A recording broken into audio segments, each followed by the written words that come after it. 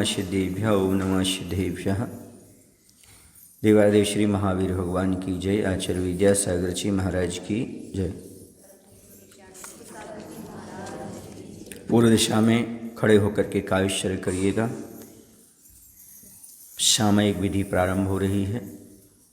पूर्व दिशा में खड़े होकर के कायश्चर्य करना है। नवकरण पढ़ना है। जब नवकरण पूर्ण हो जाता है उस समय हाथ जोड़ करके और बोलना है, पूर्व दिशा विदिशा संबंधी जितने भी पंच परमेष्ठी भगवान हैं, कृतम अकृतम चैत्य चैत्यालय हैं, सिद्ध अतिशय क्षेत्र हैं, उन सबकी मैं वंदना करता हूँ। 3 आवर्त पूर्वक करिएगा। उल्टी आवर्त नहीं करना है, इस तरफ से ले जाना, ऐसा बाएं हाथ की ओर घुमा करके दाएं हाथ की ओर ले जाना और एक श्रीनति करते हुए गवासन से बैठ करके नमोस्तु करेंगे।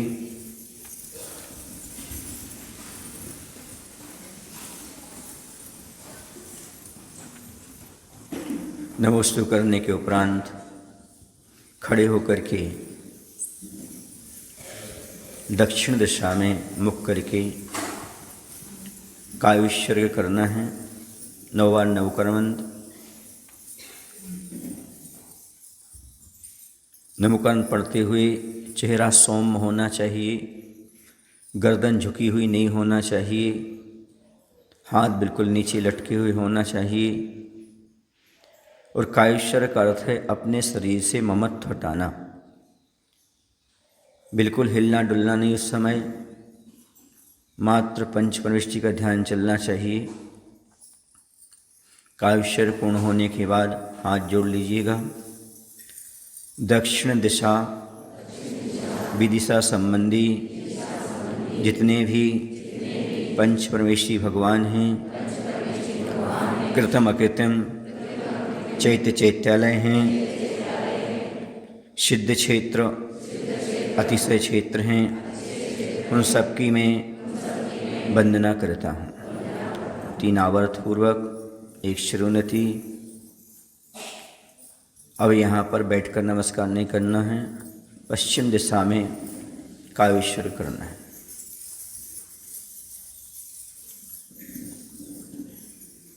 कायोत्सर्ग करिएगा। नेत्र बंद रहेंगे। शरीर पर बिल्कुल खिंचाव नहीं होगा। शांति का अनुभव करेंगे अच्छी श्वास लेते छोड़ते हुए। कायोत्सर्ग पूर्ण हो जाने पर हाथ जोड़ लीजिएगा। पश्चिम दिशा विदिशा संबंधी जितने भी पंच परमेष्ठी भगवान हैं, कृतम अकृतम चैत्य चैत्यालय हैं, अतिशय क्षेत्र हैं, सिद्ध क्षेत्र हैं, उन सबकी मैं वंदना करता हूँ। हाँ, आवर्त पूर्वक एक श्रीनति। उत्तर दिशा में मुख करके कायोत्सर्ग करना है।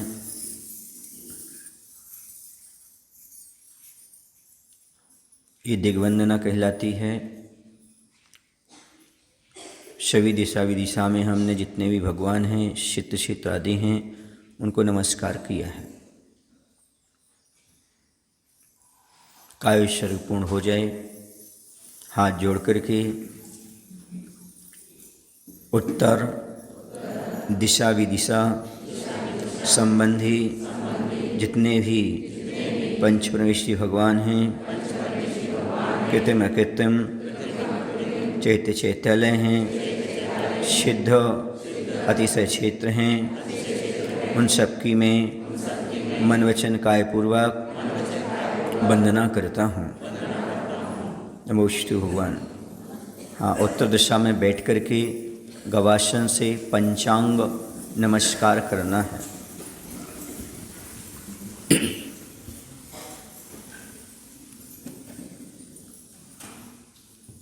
ये सामयिक की विधि होती है। पूर्व में ऐसा करके उत्तर दिशा या पूर्व दिशा में पद्मासन अर्ध पद्मासन लगा करके बैठा जाता है और फिर सामयिक प्रारंभ की जाती है। यदि भगवान के सामने हो तो दिशा का कोई ख्याल नहीं रखना। भगवान की मुद्रा के सामने आप कैसे भी बैठ करके और अपना ध्यान कर सकते, किसी भी दिशा में हो। जैसे अभी आप लोगों का मुख पश्चिम दिशा में है, लेकिन सामने कौन है? भगवान। इसलिए आपके लिए यही दिशा उपयुक्त मानी जाती है।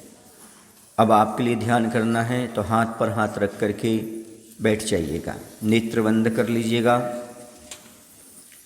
और आज हम समझेंगे, अभी हमने संसार का चिंतन किया था, आज हम आत्मा का चिंतन करेंगे। हमारी आत्मा कैसी है?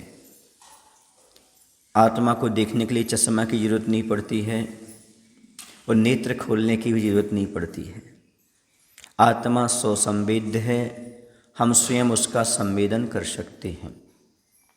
शब्द का उच्चारण ना भी करें तो ही स्व का संवेदन होता है। ऐसे बैठ जाइएगा जैसे शरीर कुछ हो ही ना। शरीर को हिलाइए डुलाइए मत, नेत्र बंद करके। और ऐसा आपको प्रतीत होना चाहिए इस शरीर के अंदर कोई आत्म तत्व है। और यह आत्म तत्व कैसा है? तो जैसे संसार था उसके विपरीत आत्म तत्व है। संसार अशरण था, हमारी आत्मा शरणभूत है। अंत में आत्मा की ही शरण में आना है। भगवान निमित्त मात्र होते हैं, हमें अपनी आत्मा की ही शरण लेना पड़ती है, तभी हमारा कल्याण होता है। तो आत्मा शरणभूत है। शरीर को या अन्न को शरणभूत मत स्वीकार करिएगा। आत्मा शरणभूत है। आत्मा ही शुभ है। आत्मा से शुभ और कोई संसार में चीज नहीं है। एक आत्मा ही है जो हमें शुभता को देने वाली है। एक आत्मा का ध्यान ही है जो हमें परमात्मा स्वरूप बनाने वाला है। इसलिए आत्मा का ध्यान शुभ है। आत्मा भी शुभ है। आत्मा नित्य है। आत्मा कभी गलती नहीं, आत्मा कभी जलती नहीं, आत्मा कभी मरती नहीं। ये तो शरीर है, छूटता है, पुनः मिल जाता है।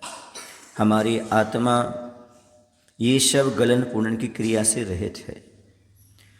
न इसका उत्पाद होता है, न इसका मरण होता है। आत्मा शाश्वत रहती है।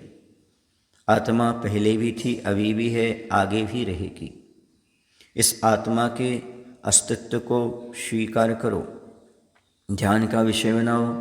हमारी आत्मा जो है वह नित्य है। इसलिए डरने की बात नहीं, मृत्यु से घबराने की बात नहीं, कोई भी तनाव टेंशन लेने की आवश्यकता नहीं। आत्मा अग्नि से जलती भी नहीं, हवा से उड़ती भी नहीं, पानी से गलती भी नहीं, किसी अस्त्र शस्त्र से गलती भी नहीं, क्योंकि हमारी आत्मा अजर अमर है। ये शरीर बदल जाता है। जैसे बाहर से आप कपड़े बदल लेते हो, शरीर वही रहता है, वैसे ही शरीर बदलता रहता है। आत्मा वही शाश्वत रूप में विद्यमान रहती है। इसलिए हमारी आत्मा नित्य है। इससे कुछ भी बिगाड़ होने वाला नहीं है। कोई ही व्यक्ति हमारी आत्मा का कुछ बिगाड़ नहीं कर सकता। हमारे आत्मा का बिगाड़ सुधार हमारे परिणामों से होता है। हम अपने परिणामों के संभाल करेंगे, हमारी आत्मा संभलती जाएगी।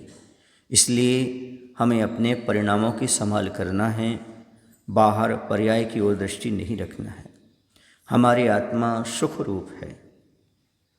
दुख रूप तो शरीर है, दुख रूप संसार है, लेकिन आत्मा की ओर जहाँ ध्यान देते हैं, आत्मा अपने आप में सुख रूप है। सो अस्थः इति स्वस्थः। जब हम शरीर में आते हैं तब अस्वस्थ नज़र आते हैं, शरीर को देखते हैं तो बीमारियां नज़र आती हैं। आत्मा में जाते हैं तो स्वस्थः सो अस्तः, अपने आप में अस्त होना, अपने आप में लीन होना, यही स्वास्थ्य का प्रतीक है। इसी से हम स्वस्थ हो सकते हैं। बस आत्मा का ध्यान करिएगा, आत्मा में अनंत शक्ति है, उसके बारे में विचार करिएगा। हमारी आत्मा जो है वह पर पदार्थ से भिन्न है, स्वसंवेद्य है हमारी आत्मा, स्वसंवेदन स्वरूप है, ऐसा विचार करिएगा। हमारी आत्मा स्वसंवेदन वाली है, अर्थात अपने द्वारा अपने का ही संवेदन किया जा सकता है। हमारा कोई दूसरा संवेदन नहीं कर सकता, दूसरे का हम संवेदन नहीं कर सकते। आत्मा कोई ऐसी चीज़ नहीं है जो हाथ पर रख करके हम सामने वाले को दिखा सके कि आत्मा है। जैसे कि कोई व्यक्ति हाथ में अंगार लिए हो, आग लिए हो, तो वह स्वयं महसूस करता है कि आग गर्म है, ठंडी है। वैसे आत्मा स्वयं है, दूसरे से मत पूछिएगा, स्वयं संवेदन करिएगा कि हमारी आत्मा स्वसंवेद्य है। मैं आत्म तत्व हूँ, ये शरीर बाहर का खोल है। जैसे कि कोई वस्तु होती है, बाहर कार्टून रूपी खोल होता है, अंदर वह वस्तु होती है। कार्टून सो वस्तु नहीं, वस्तु सो कार्टून नहीं। वैसे शरीर सो आत्मा नहीं, शरीर के अंदर आत्मा विद्यमान है, ऐसा अंदर से स्वसंवेदन करना है। और ये पहली विशेषता हो जाती है आत्मा की। आत्मा के आचार्यों ने 5 गुण बताए हैं।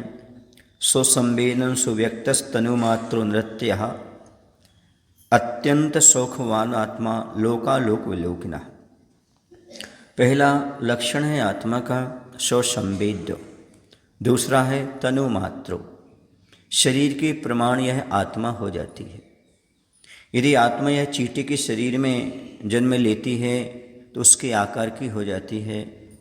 विशालकाय हाथी के शरीर में जन्म लेती है तो उस प्रकार से उस शरीर रूप हो जाती है। यह आत्मा असंख्यात प्रदेशी होते हुए भी यह छोटे बड़े शरीर में संकोच विस्तार के कारण छोटे बड़े आकार को ग्रहण कर लेती है। हमारी आत्मा जो है वह शरीर प्रमाण है। वर्तमान में सब संसारी जीव यहाँ बैठे हुए हैं, उन सब की आत्मा जो है वह शरीर प्रमाण है, अपने अपने शरीर के अनुसार उसका प्रमाण हो जाता है। अगला लक्षण आत्मा का है निरत्यः। जो भी हम बता करके आए, यह क्षय को प्राप्त नहीं होती, यह नित्य है। हमारी आत्मा कभी मरती नहीं। इस चीज़ को जो समझ जाते हैं वह सारी समस्याओं से, तनाव से मुक्त हो जाते हैं। न तो मरण का भय रह जाता, न रोग का भय रह जाता है, न किसी के बिछुड़ना का भय रह जाता है। अपने आप में जीव तनाव मुक्त होकर के जीता है।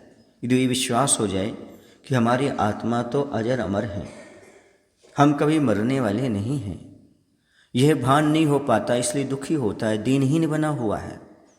दीनहीनता, विकल्प की समाप्ति और निर्भयता लाना चाहते हो जीवन में, और तनाव मुक्त रहना चाहते हो, तो इस आत्मा के गुण को स्वीकार करो। हमारी आत्मा शाश्वत है, आत्मा कभी मरती नहीं है। इस शरीर की उत्पत्ति होती है, दूसरा शरीर विनष्ट हो जाता है, नया मिल जाता है।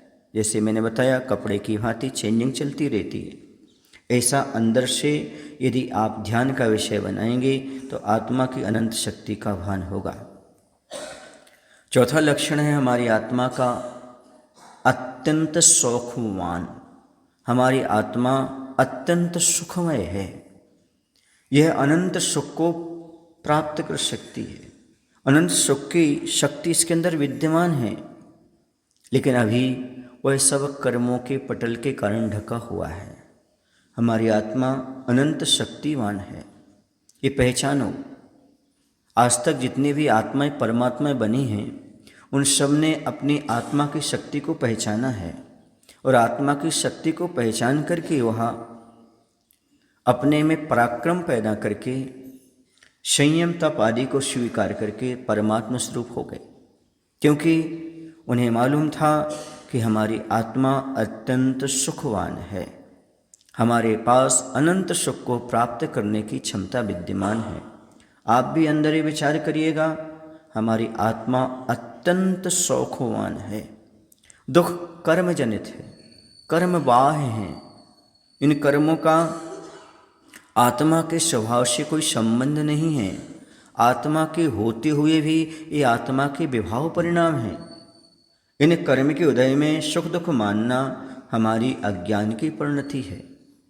हम बाहर से सुख दुख ना माने, हम अंदर अपनी आत्मा के अत्यंत सुखवान जो आत्मा है उसका विचार करें। पांचवा लक्षण है आत्मा का लोकालोक विलोकिनः। ये आत्मा लोक आलोक को जान सकती है, जानती है। जिनके पास केवल ज्ञान उपलब्ध हो गया वो जान रहे हैं, हमारे पास सभी यह लोक आलोक जानने की क्षमता विद्यमान है। अभी हमारी क्षमता ढकी हुई है। जब हम इसको उद्घाटित करेंगे तो हम लोक आलोक को एक साथ युगपत जान सकते हैं, अर्थात केवल ज्ञान स्वभावी हमारी आत्मा है, ऐसा चिंतन करिएगा।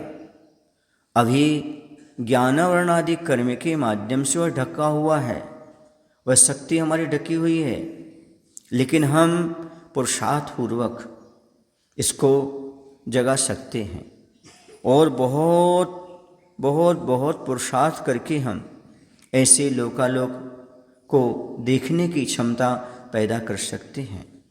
हमारे अंदर इस प्रकार की क्षमता विद्यमान है। संसार में प्रत्येक प्राणी, प्रत्येक जीव परमात्मा बनने की क्षमता रखता है और प्रत्येक प्राणी में आप भी एक प्राणी हैं, आप भी एक आत्मा हैं, आपके अंदर भी वह क्षमता विद्यमान है।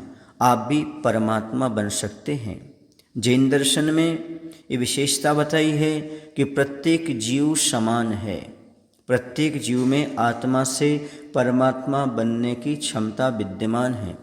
शरीर को, जाति को, बाह्य चीज को गौण करके उस आत्मा का ध्यान करिएगा, जो आत्मा हमारी लोक आलोक को जानने वाली, देखने वाली क्षमता लेकर के बैठी हुई है। हम दीनहीन ना हो, हम दुखी ना हो, बल्कि चिंतन करें, ये विचार करें, हमारी आत्मा जो है लोकालोक को देखने की क्षमता रखती है। ऐसा ज्ञान हमारी आत्मा के अंदर विद्यमान है। ये 5 गुण आत्मा के अंदर हैं। हमने आत्मा के माध्यम से वह ध्यान किया, आत्मा के द्वारा ही आत्मा का ध्यान किया, मन के द्वारा नहीं, शरीर के द्वारा नहीं, आत्मा से आत्मा का ध्यान होता है। शरीर वहाँ पर बस में हो जाता है, इंद्रियां बस में हो जाती हैं और यह ध्यान अपने आप में महत्वपूर्ण होता है। अभी आपको अभ्यास दशा चल रही है, अभी संभव नहीं है, लेकिन फिर भी आप यही विचार करिएगा कि मुझे आत्मा के द्वारा आत्मा का ही ध्यान करना है। ये जब भाव आपके अंदर आएगा कि आत्मा के द्वारा आत्मा का ध्यान करना है, तो आपके लिए यह जो संबंध है बाहरी, ये सारे टूट जाएंगे और आप महसूस करिएगा अंदर ही अंदर कि मैं अनंत शक्ति का भंडार हूँ। ऐसा विचार करना है, सोचना है।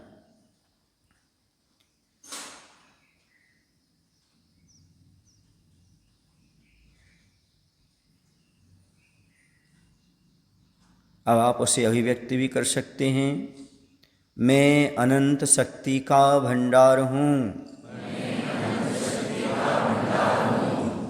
वैसे ध्यान कर लिया, बोलने की जरूरत नहीं है, फिर भी आपको अंदर महसूस हो, मैं अनंत शक्ति का भंडार हूँ।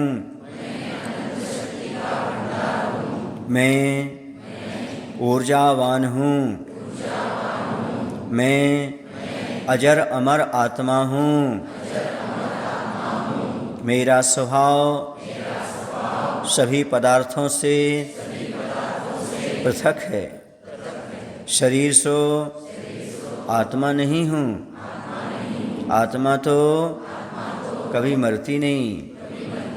ये शरीर छूटता है, पुनः मिल जाता है। मैं निर्विकल्प हो रहा हूँ। मैं निर्विकल्प हो रहा हूँ। मैं स्वस्थ हो रहा हूँ। मैं स्वस्थ हो रहा हूँ। मैं पवित्र हो रहा हूँ। मैं पवित्र हो रहा हूँ। मेरे कर्मों की निर्जरा हो रही है।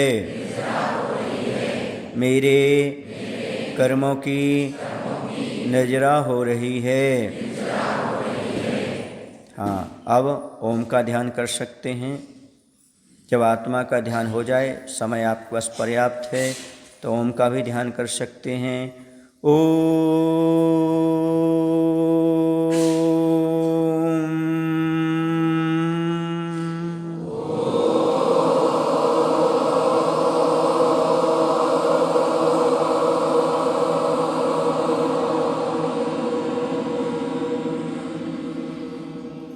अंदर से आपके रोम रोम से ये महसूस होना चाहिए कि ओम का उच्चारण हमारे सर्वांग से हो रहा है।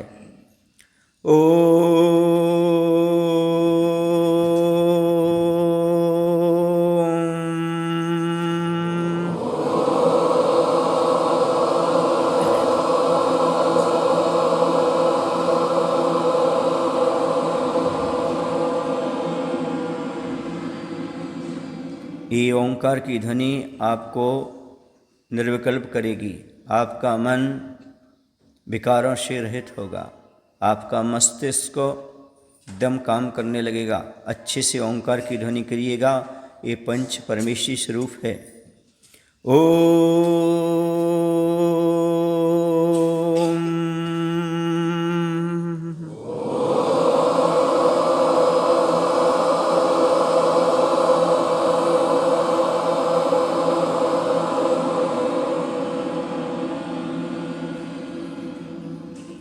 अब दोनों हथेलियों को आपस में अच्छी तरह से रगड़ लीजिएगा।